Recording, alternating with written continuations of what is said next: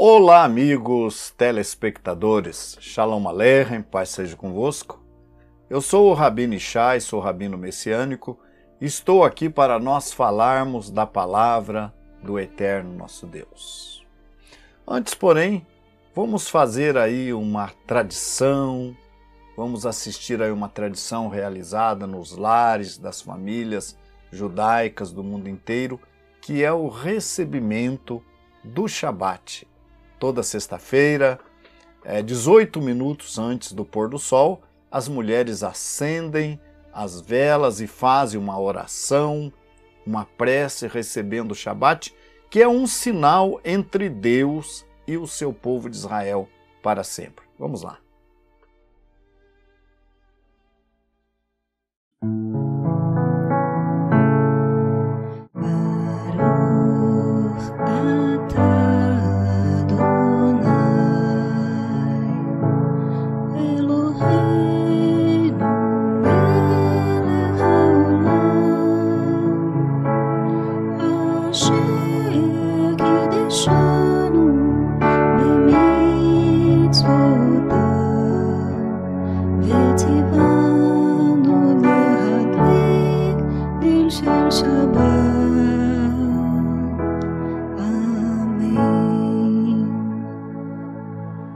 Continuando então o nosso programa, nós estudamos aí semana passada um pouco da Parashá Bereshit, Gênesis ou princípio.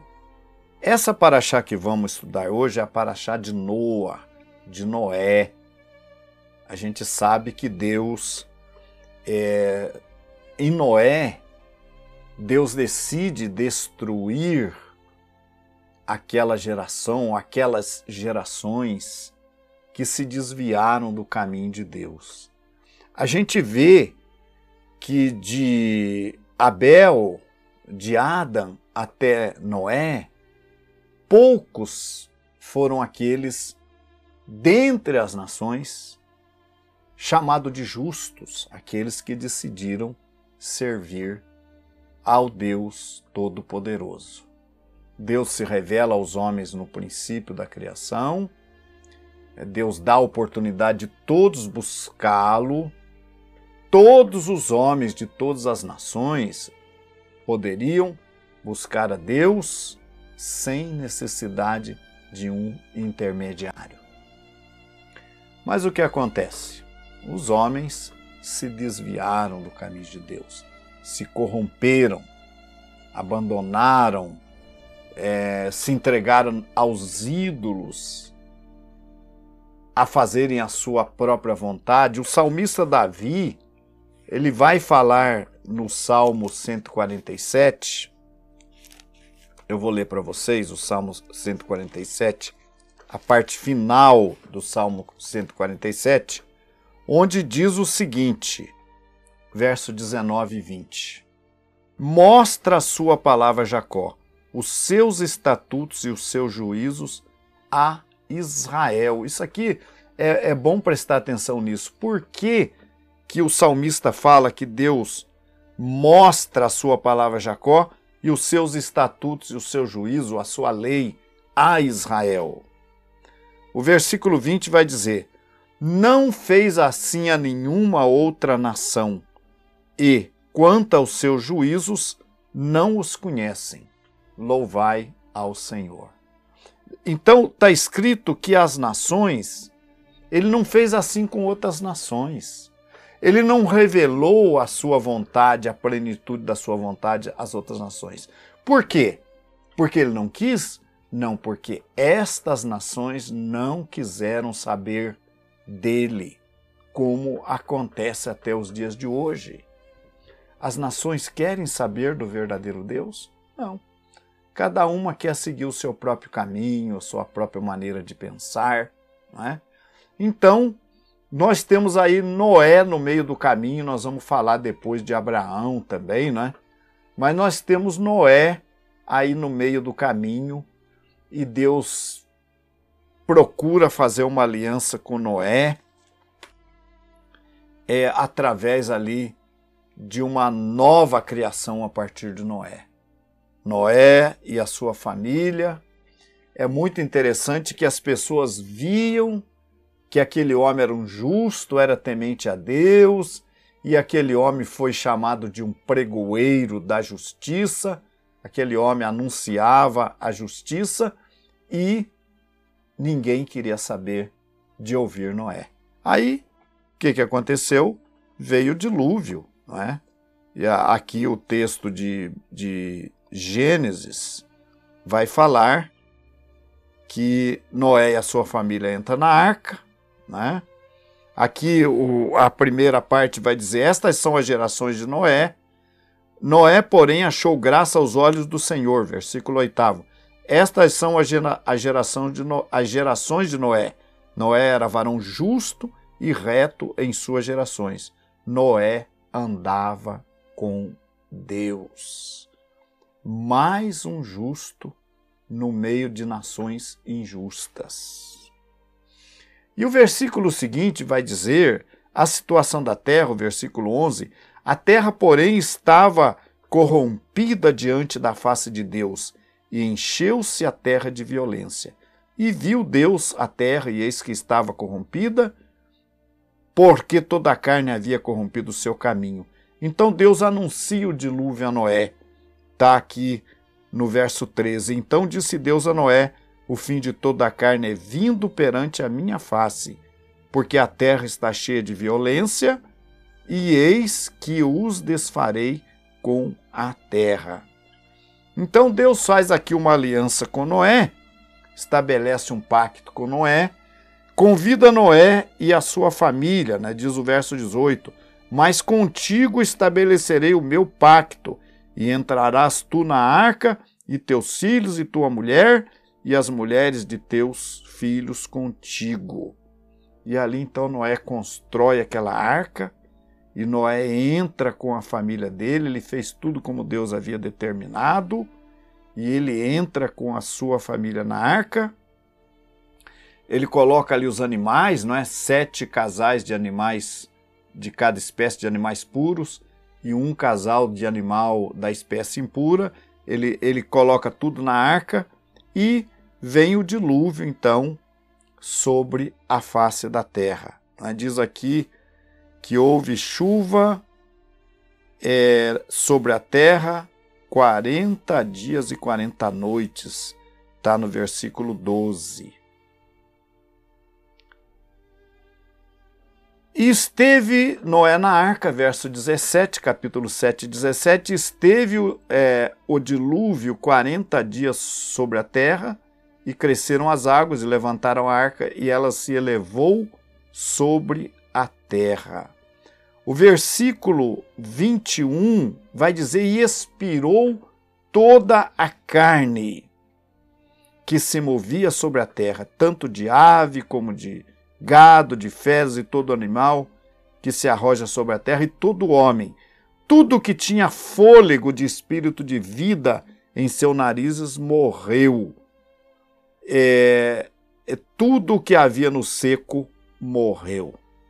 E as águas prevaleceram sobre a terra 150 dias.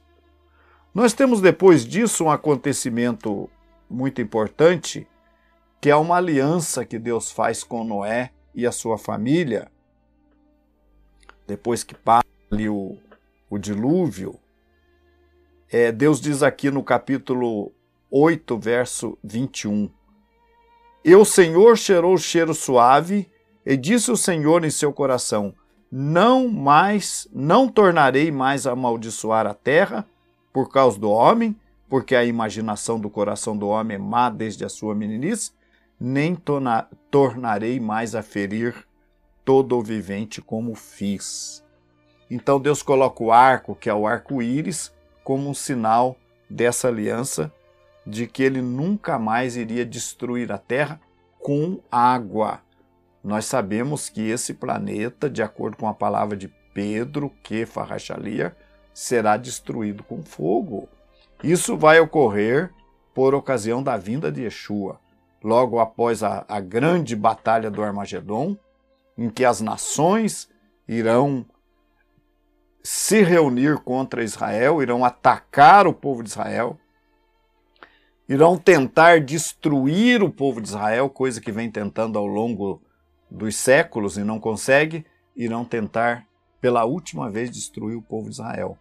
Mas aí será o grande momento da grande destruição, mas não a destruição completa.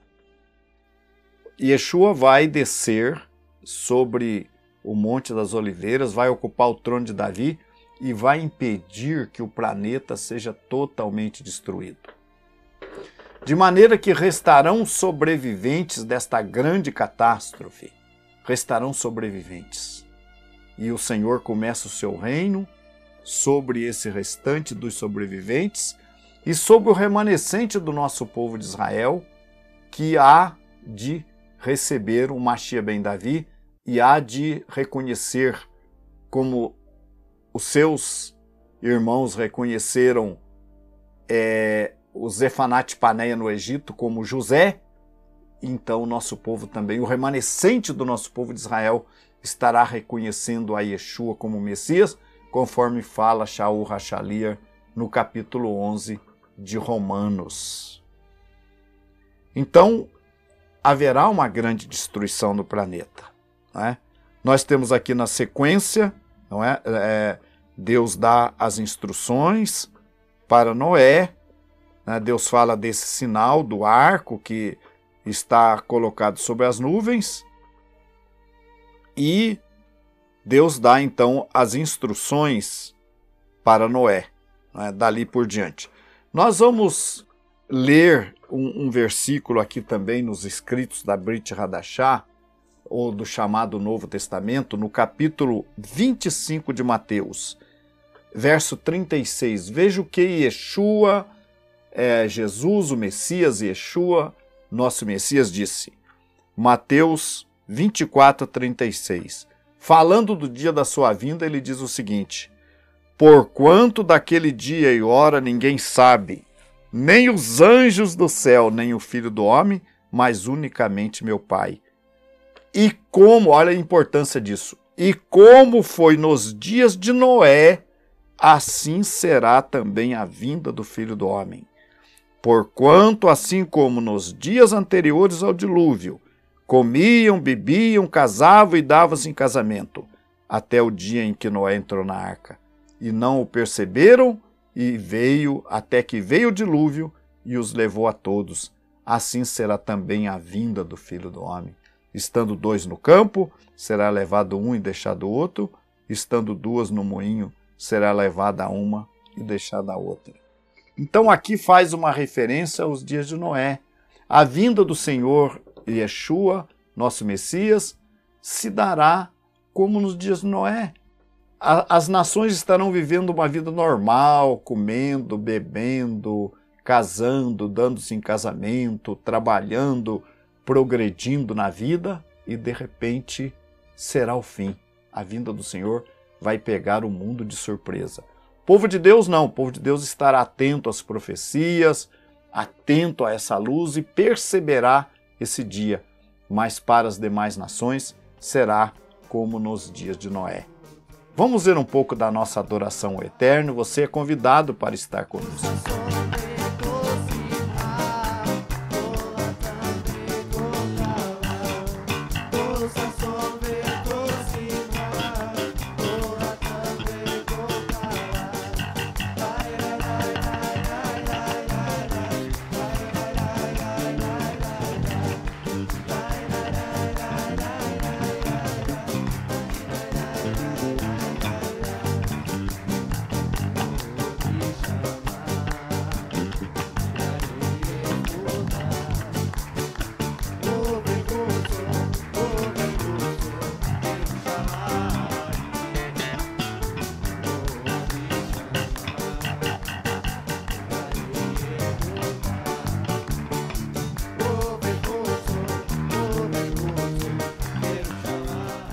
Chegamos então ao final do nosso programa. Shalom para todos vocês, tenham uma boa semana, que o Eterno nos abençoe. Shalom, shalom.